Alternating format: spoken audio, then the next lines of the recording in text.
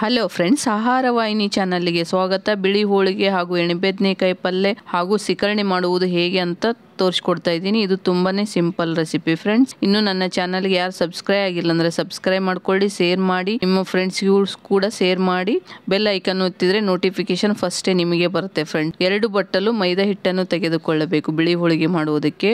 ಹಾಗೆ ಚಿರೋಟಿ ರವೆ 2 ಟೇಬಲ್ ಚಮಚ ಚಿರೋಟಿ ರವೆಯನ್ನು ಹಾಕಿಕೊಳ್ಳಿ. ಸ್ವಲ್ಪ ಉಪ್ಪನ್ನು ಹಾಕಿ, 1/4 ಟೇಬಲ್ ಸ್ಪೂನ್ಕಿನ್ನೂ ಕಮ್ಮಿ ಹಾಕಬೇಕು ಉಪ್ಪನ್ನು. ಈ ಬಿಳಿ ಹೋಳಿಗೆ ತುಂಬಾನೇ ಚೆನ್ನಾಗಿ ಸ್ಮೂತ್ ಆಗಿ ಮೃದುವಾಗಿ ಬರುತ್ತೆ ಫ್ರೆಂಡ್ಸ್. ಇದನ್ನು ಚೆನ್ನಾಗಿ ಮಿಕ್ಸ್ ಮಾಡಿ 1 ಟೇಬಲ್ ಸ್ಪೂನ್ ಎಣ್ಣೆಯನ್ನು ಹಾಕಿಕೊಂಡು ಈ ಹಿಟ್ಟನ್ನು ಚೆನ್ನಾಗಿ ಫಸ್ಟ್ ಮಿಕ್ಸ್ ಮಾಡಿಕೊಳ್ಳಿ. ನೋಡಿ, ಈ ತರದಲ್ಲಿ ಚೆನ್ನಾಗಿ ಮಿಕ್ಸ್ ಮಾಡಬೇಕು. ಆಮೇಲೆ ಸ್ವಲ್ಪ ನೀರನ್ನು ಹಾಕುತ್ತಾ ಹೋಳಿಗೆ ಹಿಟ್ಟಿನ ಹದಕ್ಕೆ, ಒಬ್ಬಟ್ಟು ಹಿಟ್ಟಿನ ಹದಕ್ಕೆ ಚೆನ್ನಾಗಿ ಮಿಕ್ಸ್ ಮಾಡಿ. ನೋಡಿ, ಈ ತರದಲ್ಲಿ ಚೆನ್ನಾಗಿ ಮಿಕ್ಸ್ ಮಾಡಬೇಕು. ಕೈಯಿಂದ ಚೆನ್ನಾಗಿ ಮಿಕ್ಸ್ ಮಾಡಿದ್ರೆ ಹಿಟ್ಟು ಮಿಕ್ಸ್ ಆಗಿ ಸ್ಮೂತ್ ಆಗಿ ಬರುತ್ತೆ. ಸ್ವಲ್ಪ ನೀರನ್ನು ಹಾಕುತ್ತಾ ಚೆನ್ನಾಗಿ ಮಿಕ್ಸ್ ಮಾಡಿ. ಇದು ಹೋಳಿಗೆ ಹಿಟ್ಟಿನ, ಒಬ್ಬಟ್ಟು ಹಿಟ್ಟಿನ ಹದಕ್ಕೆ ಬರಬೇಕು. ನಿಮಗೆ ಗೊತ್ತಾಗಿಲ್ಲ ಅಂದ್ರೆ ಚಪಾತಿ ಹಿಟ್ಟಿನಕ್ಕಿನ್ನೂ ಸ್ವಲ್ಪ ಗಟ್ಟಿ ಇರಬಾರ್ದು, ಆ ತರದಲ್ಲಿ ಚೆನ್ನಾಗಿ ನಾದಿಟ್ಟುಕೊಳ್ಳಿ. ಸ್ವಲ್ಪ ಎಣ್ಣೆಯನ್ನು ಹಾಕಿ, 1/2 ಟೇಬಲ್ ಸ್ಪೂನ್ ಎಣ್ಣೆಯನ್ನು ಹಾಕಿ ಚೆನ್ನಾಗಿ ಮಿಕ್ಸ್ ಮಾಡಿ. ಇದು 1 ತಾಸು ಹಿಟ್ಟನ್ನು ನೆನೆಯಲು ಬಿಡಿ. ಚೆನ್ನಾಗಿ ನೆನೆಯುತ್ತೆ, ಸ್ಮೂತ್ ಆಗಿ ಇರುತ್ತೆ. ಈ ಬಿಳಿ ಹೋಳಿಗೆಯನ್ನು ನೀವು ಹಾಗೆ ಪ್ಲೇನ್ ಆಗಿ ಕೂಡ ಮಾಡಿಕೊಳ್ಳಬಹುದು, ಅಥವಾ ಮಸಾಲ ಕೂಡ ಹಾಕಿ ಮಾಡಿಕೊಳ್ಳಿ. ಇದಕ್ಕೆ ಸ್ವಲ್ಪ ಕೊತ್ತಂಬರಿ, ಕರಿಬೇವು, ಹಸಿಮೆಣಸಿಕಾಯನ್ನು ಎಲ್ಲ ಹಾಕಿ ಮಾಡಿದರೆ ತುಂಬಾ ಟೇಸ್ಟಿಯಾಗಿ ಚೆನ್ನಾಗಿರುತ್ತೆ, ಖಾರ ಚೆನ್ನಾಗಿರುತ್ತೆ.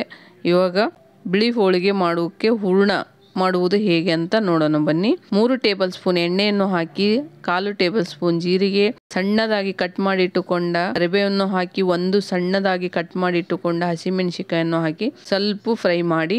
ಹಾಗೆ ಇದಕ್ಕೆ ಸಣ್ಣದಾಗಿ ಕಟ್ ಮಾಡಿ ಇಟ್ಟುಕೊಂಡ ಪುದೀನ ಕೂಡ ಹಾಕಿಕೊಳ್ಳಿ. ಪುದೀನವನ್ನು ಹಾಕಿ ಇದನ್ನು ಕೂಡ ಚೆನ್ನಾಗಿ ಫ್ರೈ ಆಗಲು ಬಿಡಿ. ಇದಕ್ಕೆ 1 ಕಪ್ಪು ನೀರನ್ನು ಹಾಕಿ, ಹಾಗೆ ಕೊತ್ತಂಬರಿ ಸೊಪ್ಪನ್ನು ಕೂಡ ಹಾಕಿ, ಸಣ್ಣದಾಗಿ ಕಟ್ ಮಾಡಿ ಹಾಕಿ ಕೊತ್ತಂಬರಿ ಸೊಪ್ಪನ್ನು. ಈ ಬಿಳಿ ಹೋಳಿಗೆ ಮಕ್ಕಳಿಗೆ ಕೂಡ ತುಂಬಾನೇ ಇಷ್ಟ ಆಗುತ್ತೆ. ಇದರಲ್ಲಿ ಎಣೆಬದನೆಕಾಯಿ ಹಾಗೂ ಸಿಕರಣೆ, ಮಾವಿನಕಾಯಿ ಹಣ್ಣಿನ ಸಿಕರಣೆ ಇರುವುದರಿಂದ ತುಂಬಾನೇ ಅದರ ಜೊತೆ ತಿಂದರೆ ಟೇಸ್ಟಿಯಾಗಿ ಬರುತ್ತೆ. ನೋಡಿ, ಈ ತರದಲ್ಲಿ ಸ್ವಲ್ಪ ಕುದಿಯುವಾಗ ಇದಕ್ಕೆ ರುಚಿಗೆ ತಕ್ಕಷ್ಟು ಉಪ್ಪನ್ನು ಹಾಕಿ, ಅಥವಾ 1/4 ಟೇಬಲ್ ಸ್ಪೂನ್ಕಿನ್ನೂ ಸ್ವಲ್ಪ ಕಮ್ಮಿ ಉಪ್ಪನ್ನು ಹಾಕಿ, 1 ಬಟ್ಟಲು, ಅದೇ ಬಟ್ಟಲು ನೀರು ಅಳತಿ ಇದ್ದರೆ 1 ಬಟ್ಟಲಿಗೆ 2 ಬಟ್ಟಲು ಅಕ್ಕಿ ಹಿಟ್ಟನ್ನು ತೆಗೆದುಕೊಳ್ಳಿ. ಅಕ್ಕಿ ಹಿಟ್ಟನ್ನು ಚೆನ್ನಾಗಿ ಮಿಕ್ಸ್ ಮಾಡಿ. 2 ಬಟ್ಟಲು ಅಕ್ಕಿ ಹಿಟ್ಟನ್ನು ಹಾಕಿಕೊಳ್ಳಿ. ಹಾಗೆ ಇದನ್ನು 1 ಸೆಕೆಂಡ್ ಚೆನ್ನಾಗಿ ಮಿಕ್ಸ್ ಮಾಡಿ. ಅದೇ ಸಣ್ಣ ಉರಿಯಲ್ಲಿ ಸ್ವಲ್ಪ ಚೆನ್ನಾಗಿ ಬೇಯುತ್ತೆ ಅಷ್ಟೇ. ನೋಡಿ, ಈ ತರದಲ್ಲಿ ಚೆನ್ನಾಗಿ ಮಿಕ್ಸ್ ಮಾಡಿಕೊಳ್ಳಬೇಕು.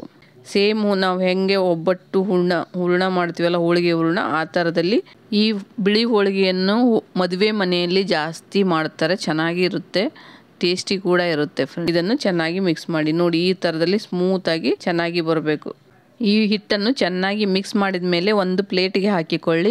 ಪ್ಲೇಟಿಗೆ ಹಾಕಿಕೊಂಡು ಸ್ವಲ್ಪ ಆರಿದ ಮೇಲೆ ಇದನ್ನು ಚೆನ್ನಾಗಿ ಕೈಯಿಂದ ಮಿಕ್ಸ್ ಮಾಡಿ. ಹೋಳಿಗೆ ಹೂರಣ ಇರುತ್ತಲ್ಲ, ಆ ಥರದಲ್ಲಿ ಒಬ್ಬಟ್ಟು ಹೂರಣ ಥರ ಚೆನ್ನಾಗಿ ಮಿಕ್ಸ್ ಮಾಡಿ ಇಟ್ಟುಕೊಳ್ಳಿ. ಸ್ವಲ್ಪ ನೀರಿನ ಅಂಶ ಕಮ್ಮಿ ಅನಿಸಿದರೆ 1 ಟೇಬಲ್ ಸ್ಪೂನಿನಷ್ಟು ನೀರನ್ನು ಹಾಕಿ ಚೆನ್ನಾಗಿ ಮಿಕ್ಸ್ ಮಾಡಿ. ನೋಡಿ, ಈ ಥರದಲ್ಲಿ ಉಂಡೆ ಕಟ್ಟಿದರೆ ಚೆನ್ನಾಗಿ ಸ್ಮೂತಾಗಿ ಬರಬೇಕು, ಆ ಥರದಲ್ಲಿ ಇರಬೇಕು. ಇವಾಗ ಇದನ್ನು ನೆನೆಯಲು ಬಿಡೋಣ. ಇವಾಗ ಸಿಕರಣೆ, ಮಾವಿನ ಹಣ್ಣು ಸಿಕರಣೆ ಮಾಡುವುದು ಹೇಗೆ ಅಂತ ನೋಡೋಣ ಬನ್ನಿ. ಇದು ಬಿಳಿ ಹೋಳಿಗೆಗೆ ತುಂಬಾನೇ ಟೇಸ್ಟಿಯಾಗಿರುತ್ತೆ, ತುಂಬಾನೇ ಈಸಿ ಹಾಗೂ ಸಿಂಪಲ್. 1 ಮಾವಿನ ಹಣ್ಣು ಚೆನ್ನಾಗಿ ತೊಳೆದುಕೊಳ್ಳಿ. ತೊಳೆದು ಅದನ್ನು ಪೀಸನ್ನು, ಸಿಪ್ಪೆಯನ್ನು ತೆಗೀರಿ, ಅಥವಾ ಈ ಥರದಲ್ಲಿ ಕಟ್ ಮಾಡಿ ಹೀಗೆ ಕಟ್ ಮಾಡಿದರೆ ತುಂಬ ಬೇಗನೆ ಈಸಿಯಾಗಿ ಬರುತ್ತೆ. ಮಾವಿನ ಹಣ್ಣು ಚೆನ್ನಾಗಿ ಹಣ್ಣಾಗಿದ್ದರೆ ಸಿಪ್ಪೆ ಮಾತ್ರ ತೆಗೆದು ಅದರೊಳಗಿನ ಹಣ್ಣನ್ನೆಲ್ಲ ಕೈಯಿಂದಲೇ ಇದು ಮಾಡ್ಕೋಬೋದು. ಅವಾಗ ಚೆನ್ನಾಗಿ ಬರುತ್ತೆ. ಇಲ್ಲಾಂದರೆ ಈ ಥರದಲ್ಲಿ ಕಟ್ ಮಾಡಿ ಇಟ್ಟುಕೊಳ್ಳಿ. 4 ಟೇಬಲ್ ಸ್ಪೂನಿನಷ್ಟು ಬೆಲ್ಲವನ್ನು ಹಾಕಿ, 4 ಯಾಲಕ್ಕಿಯನ್ನು ಹಾಕಿ, ನೀವು ಹಾಗೆ ಕೂಡ ಸ್ಪೂನಿಂದ ಇದು ಮಾಡಿಕೊಂಡು ತಿನ್ಬೋದು, ಅಥವಾ ಮಿಕ್ಸಿ ಜಾರಿಗೆ ಹಾಕಿ. ಜಾಸ್ತಿ ರುಬ್ಬಕ್ಕೆ ಹೋಗಬೇಡಿ, ಒಂದೇ ರೌಂಡ್ ಹೊಡಿಸಿದ್ರೆ ಚೆನ್ನಾಗಿರುತ್ತೆ. ಇದಕ್ಕೆ ನಿಮಗೆ ಬೇಕನ್ಸಿದ್ರೆ ಹಾಲು ಕೂಡ ತಣ್ಣಗಾಗಿದ್ದ ಆರಿದ್ದು ಬಿಸಿ ಇಲ್ಲದ ಹಾಲನ್ನು ಹಾಕಿದ್ರು ಕೂಡ ಚೆನ್ನಾಗಿರುತ್ತೆ. ಸ್ವಲ್ಪ ಹಾಕಿಕೊಳ್ಳಿ.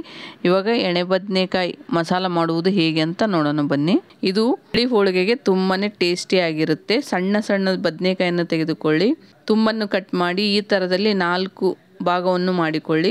ಹೀಗೆ 4 ಭಾಗವನ್ನು ಮಾಡಿಕೊಳ್ಳಬೇಕು. ಇದಕ್ಕೆ ಮನೆಯಲ್ಲಿ ಎಣೆಬದನೆಕಾಯಿ ಮಸಾಲ ಹಾಗೂ ಬಿಳಿ ಹೋಳಿಗೆ ಫೇಮಸ್. ಹುರಿದು ಪುಡಿ ಮಾಡಿಟ್ಟುಕೊಂಡ 1/2 ಬಟ್ಟಲು ಶೇಂಗಾ ಬೀಜದ ಪೌಡ್ರು ಹಾಗೂ 1/2 ಲಿಂಬೆ ಗಾತ್ರದಷ್ಟು ಹುಣಸೆ ಹಣ್ಣಿನ ಹುಳಿ ತೆಗೆದುಕೊಳ್ಳಬೇಕು. ಹಾಗೆ ಒಂದು ಪಾತ್ರೆಯನ್ನು ಇಟ್ಟುಕೊಳ್ಳಿ. ಫ್ರೈಡ್ ಮಾಡಿ ಪೌಡ್ರ್ ಮಾಡಿಟ್ಟುಕೊಂಡ ಶೇಂಗಾ ಪೌಡ್ರು 1 ಟೇಬಲ್ ಸ್ಪೂನ್, ಧನಿಯಾ ಪೌಡ್ರು 1/4 ಟೇಬಲ್ ಸ್ಪೂನ್, ಉಪ್ಪು 1 ಟೇಬಲ್ ಸ್ಪೂನ್, ಖಾರದ ಪುಡಿ ಹಾಗೂ 1/4 table spoon garam masala, 1/4 table spoon ಅರಿಶಿಣ ಪುಡಿಯನ್ನು ಹಾಕಿ ಚೆನ್ನಾಗಿ ಸ್ವಲ್ಪ ಮಿಕ್ಸ್ ಮಾಡಿ. ನೋಡಿ ಈ ತರದಲ್ಲಿ ಮಿಕ್ಸ್ ಮಾಡಿ ಈ ಎಣ್ಗಾಯಿ ಪಲ್ಯ ಮಾಡಿಟ್ಟುಕೊಂಡರೆ ರೊಟ್ಟಿಗೂ ಚಪಾತಿಗೂ ಬರುತ್ತೆ. ಬಿಳಿ ಹೋಳಿಗೆಗೂ ತುಂಬಾನೇ ಚೆನ್ನಾಗಿರುತ್ತೆ. ಬಿಳಿ ಹೋಳಿಗೆಗೆ ಟೇಸ್ಟ್ ಹುಣಸೆ ಹಣ್ಣಿನ ಜ್ಯೂಸನ್ನು ಇದಕ್ಕೆ ಹಾಕಿಕೊಳ್ಳಬೇಕು. ಇದನ್ನು ಹಾಕಿ ಸ್ವಲ್ಪ ಚೆನ್ನಾಗಿ ಮಿಕ್ಸ್ ಮಾಡಿ. ಹೀಗೆ ಇದನ್ನು ಚೆನ್ನಾಗಿ ಮಿಕ್ಸ್ ಮಾಡಿದರೆ ಮಸಾಲ ಎಲ್ಲ ಮಿಕ್ಸ್ ಆದ ಮೇಲೆ ಇದನ್ನು ನೋಡಿ ಈ ಥರದಲ್ಲಿ ಇರಬೇಕು. ನಿಮಗೆ ಎಳ್ಳು ಪುಡಿ ಇದ್ದರೂ ಎಳ್ಳು ಪುಡಿ ಕೂಡ ಇದರಲ್ಲಿ ಮಿಕ್ಸ್ ಮಾಡಿಕೊಳ್ಳಬಹುದು, ಚೆನ್ನಾಗಿರುತ್ತೆ. ಮೀಡಿಯಂ ಸೈಜ್ ಬದನೆಕಾಯಿ ಇದ್ದರೆ ಚೆನ್ನಾಗಿರುತ್ತೆ ಎಣ್ಗಾಯಿ ಮಸಾಲ ಮಾಡೋದಕ್ಕೆ. ಇವಾಗ ಬದನೆಕಾಯಿ ಒಳಗಡೆ ಇದನ್ನು ತುಂಬಬೇಕು. ನೋಡಿ ಈ ಥರದಲ್ಲಿ 2 ಭಾಗ ಮಾಡಿ ಹೀಗೆ ತುಂಬಿ ಎಲ್ಲ ಬದನೆಕಾಯಿಗೂ ಈ ಥರದಲ್ಲಿ ಫಿಲ್ ಮಾಡಿ ಇಟ್ಟುಕೊಳ್ಳಿ. ಬದನೆಕಾಯಲ್ಲಿ ಎಲ್ಲ ಮಸಾಲವನ್ನು ತುಂಬಿಟ್ಟು ಒಂದು ಸೈಡ್ ಇಟ್ಟುಕೊಳ್ಳಿ. ಹಾಗೆ ಒಂದು ಕಡಾಯಿಯನ್ನು ಗ್ಯಾಸ್ ಮೇಲೆ ಇಟ್ಟುಕೊಳ್ಳಿ. 5 ಟೇಬಲ್ ಸ್ಪೂನ್ ಎಣ್ಣೆಯನ್ನು ಹಾಕಿ. ಎಣ್ಗಾಯಿ ಬದನೆಕಾಯಿ ಮಸಾಲ ಮಾಡೋದಕ್ಕೆ ಎಣ್ಣೆ ಸ್ವಲ್ಪ ಜಾಸ್ತಿ ಬೇಕಾಗುತ್ತೆ, ಅದಕ್ಕೋಸ್ಕರ ಎಣ್ಣೆಯನ್ನು ಸ್ವಲ್ಪ ಜಾಸ್ತಿಯೇ ಹಾಕಿಕೊಳ್ಳಿ. 1 ಇಂಚಿನಷ್ಟು ದಾಲ್ಚಿನ್ನಿಯನ್ನು ಹಾಕಿ. ಹಾಗೆ 1/4 ಟೇಬಲ್ ಸಾಸಿವೆಯನ್ನು ಕೂಡ ಹಾಕಿ. 1/4 ಟೇಬಲ್ ಸ್ಪೂನ್ ಜೀರಿಗೆಯನ್ನು ಕೂಡ ಹಾಕಿ. ಸ್ವಲ್ಪ ಕರಿಬೇವಿನ ಸೊಪ್ಪನ್ನು ಕೂಡ ಹಾಕಿಕೊಳ್ಳಬೇಕು. ಇದು ಸ್ವಲ್ಪ ಚೆನ್ನಾಗಿ ಫ್ರೈ ಆಗಲು ಬಿಡಿ. ಹಾಗೆ ಸಣ್ಣದಾಗಿ ಹೆಚ್ಚಿಟ್ಟುಕೊಂಡ 1 ಈರುಳ್ಳಿಯನ್ನು ಕೂಡ ಹಾಕಿ. ಈ ಈರುಳ್ಳಿ ಚೆನ್ನಾಗಿ ಸ್ವಲ್ಪ ಫ್ರೈ ಆಗಬೇಕು. ಸ್ವಲ್ಪ ಗೋಲ್ಡನ್ ಬ್ರೌನ್ ಬರುವ ತನಕ ಸ್ವಲ್ಪ ಚೆನ್ನಾಗಿ ಫ್ರೈ ಮಾಡಿ. ನೋಡಿ ಈ ಥರದಲ್ಲಿ ಸ್ವಲ್ಪ ಚೆನ್ನಾಗಿ ಫ್ರೈ ಆದ ಮೇಲೆ 1 ಟೊಮೆಟೊ ಚೆನ್ನಾಗಿ ಸಣ್ಣದಾಗಿ ಹೆಚ್ಚಿಟ್ಟುಕೊಂಡು ಆ ಟೊಮೆಟೊ ಕೂಡ ಇದಕ್ಕೆ ಹಾಕಿ. ಇದನ್ನು ಕೂಡ 5 ನಿಮಿಷವರೆಗೆ ಚೆನ್ನಾಗಿ ಬೇಯಿಸಿ. ಟೊಮೆಟೊ ಈರುಳ್ಳಿ ಚೆನ್ನಾಗಿ ಬೇಯ್ದ ಮೇಲೆ ನಾವು ಮಿಕ್ಸ್ ಮಾಡಿಟ್ಟುಕೊಂಡ ಬದನೆಕಾಯಿ ಮಸಾಲವನ್ನು ಇದಕ್ಕೆ ಹಾಕಿಕೊಳ್ಳಬೇಕು. ಇದನ್ನು ಚೆನ್ನಾಗಿ ಮಿಕ್ಸ್ ಮಾಡಿ. ಮೊದಲಿಗೆ ನೀರು ಹಾಕದ ಹಾಗೆ ಚೆನ್ನಾಗಿ ಕೈ ಆಡಿಸಿ ಇದಕ್ಕೆ 1 ನಿಮಿಷ ಅಥವಾ 2 ನಿಮಿಷ ಸ್ವಲ್ಪ ಚೆನ್ನಾಗಿ ಬೇಯಿಸಿ. ಆದರೆ ತಳ ಅಂಟದ ಹಾಗೆ ಮಿಕ್ಸ್ ಮಾಡ್ತಾ ಇರಿ, ಹಾಗೆ ಬೇಯಿಸ್ತಾ ಇರುತ್ತೆ. ನೋಡಿ ಈ ಥರದಲ್ಲಿ ಸ್ವಲ್ಪ ಚೆನ್ನಾಗಿ ಫ್ರೈ ಆಗಲು ಬಿಡಿ. ಈ ಬಿಳಿ ಹೋಳಿಗೆಗೆ ಎಣ್ಣೆ ಬದನೆಕಾಯಿ ಮಸಾಲ ತುಂಬಾ ಚೆನ್ನಾಗಿರುತ್ತೆ. ಈ ಮಸಾಲ ರೊಟ್ಟಿಗೂ ಬರುತ್ತೆ, ಚಪಾತಿಗೂ ಬರುತ್ತೆ, ರೈಸಿಗೂ ಬರುತ್ತೆ ಫ್ರೆಂಡ್ಸ್. ತುಂಬಾ ಚೆನ್ನಾಗಿರುತ್ತೆ. ಲಂಚ್ ಬಾಕ್ಸಿಗೂ ತುಂಬಾ ಟೇಸ್ಟಿಯಾಗಿರುತ್ತೆ.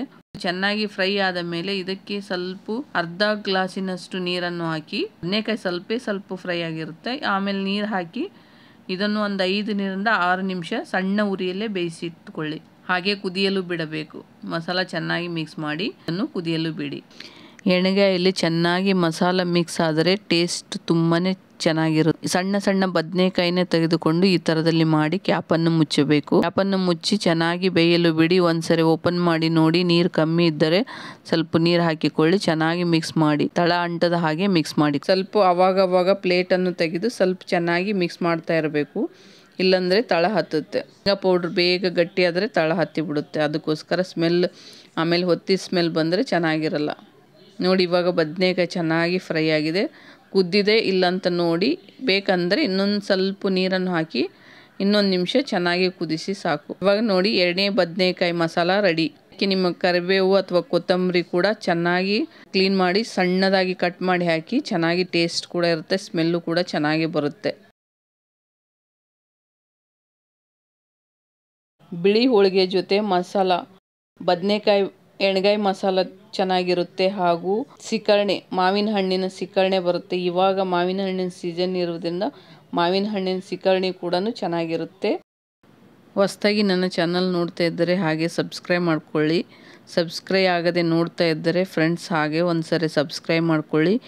ಹೀಗೆ ನನ್ನ ಚಾನಲ್ಗೆ ಸಪೋರ್ಟ್ ಮಾಡ್ತಾ ಇರಿ ಫ್ರೆಂಡ್ಸ್. ಬೆಲ್ ಐಕನ್ ಒತ್ತಿದರೆ ನೋಟಿಫಿಕೇಶನ್ ಫಸ್ಟ್ ನಿಮಗೆ ಬರುತ್ತೆ friends. Thank you to all friends. ಧನ್ಯವಾದಗಳು.